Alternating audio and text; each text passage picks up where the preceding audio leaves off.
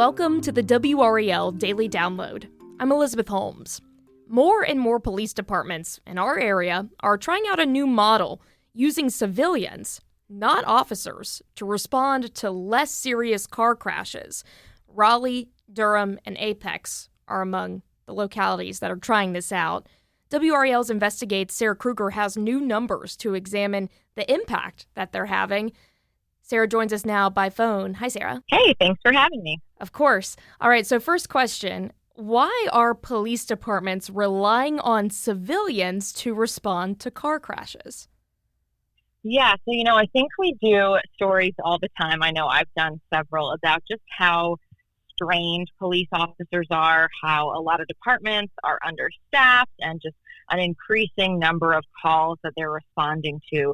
So this idea of using civilian positions, new positions, different positions to respond to some car crashes rather than using a sworn officer is really a way to help lighten the load on those police officers, free them up to respond to other things, the shootings, the home break-ins, the more serious things, and hopefully in the process of lightening the load on officers, simultaneously improving response time to those more serious calls. Right. And when we say that these are less serious car crashes, kind of what does that mean exactly?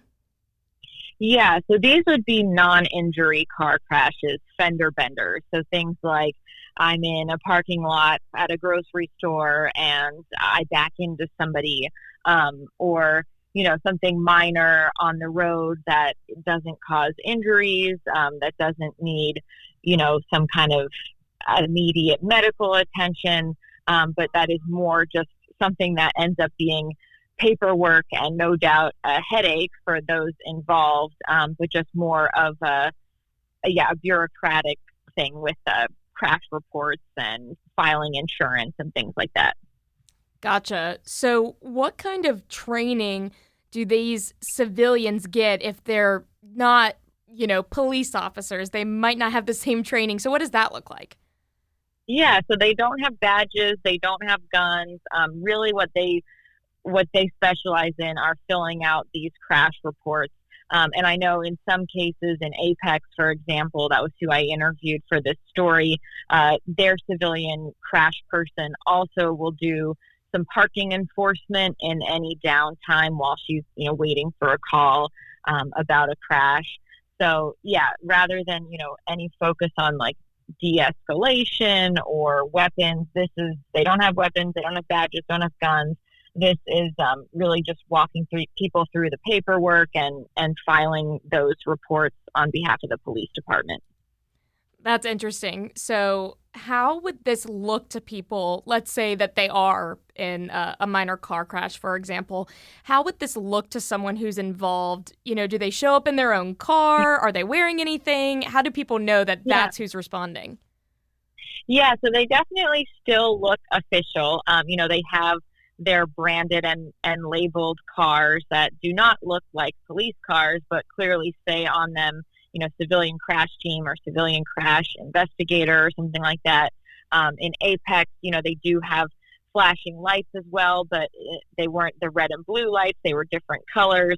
So I think they go to lengths to show like this is not a police officer, but yes, this is a legitimate position and a person who has this authority, and they wear uniforms. In Apex, you did have a bulletproof vest on, radio, that kind of thing. And it clearly all clearly labeled and marked. And it was, interesting to see. I looked side by side at the Apex police car, the Apex civilian crash investigator car, and they definitely were distinctly different. We'll be right back.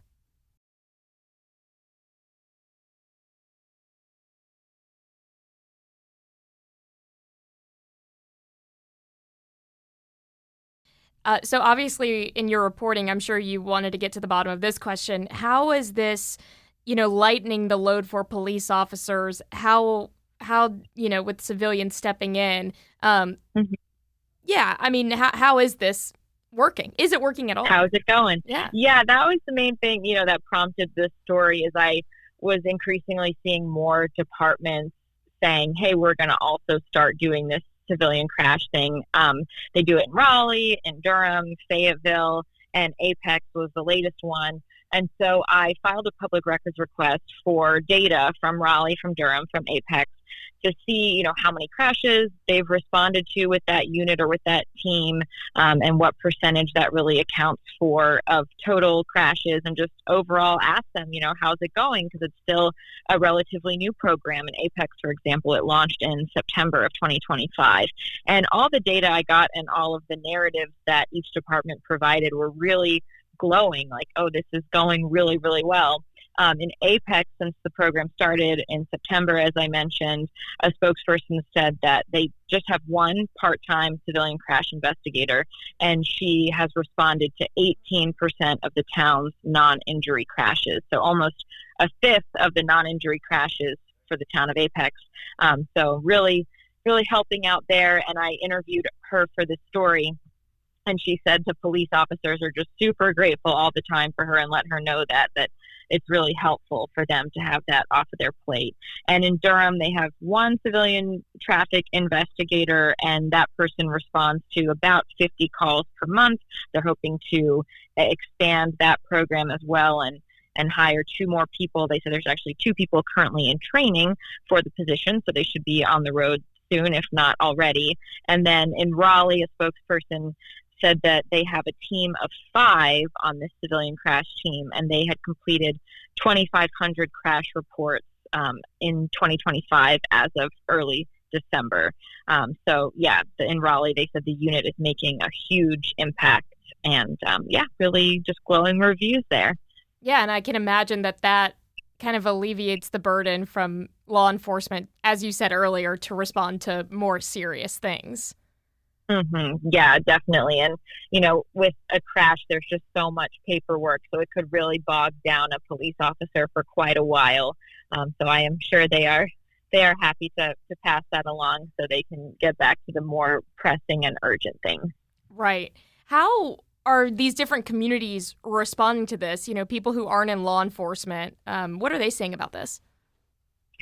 Yeah, so I asked that of the Apex civilian crash investigator, and she said that people, ask some questions and are a little bit intrigued by it and not necessarily familiar with it since it is such a new program, but then that the reception has been really positive and she's been really warmly received in the community. I mean, I think it speeds up the process for everyone because, if you're involved in a fender bender, that might be really low on a police officer's priority list because they do have more urgent calls ahead of you, which could leave you waiting longer for an officer to respond. So it makes the process faster for everyone involved. And so what's not to like about that? Right, exactly. So based on your reporting, could this possibly become the norm in North Carolina?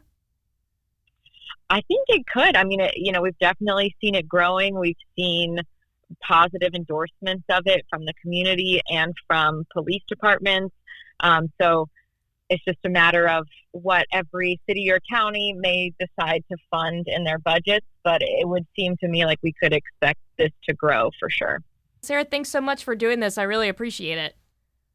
Of course. Thank you. And thank you for listening. And if you listen to this podcast on WRAL.com, remember, you can listen anywhere you get your podcasts. That includes Spotify and Apple Podcasts.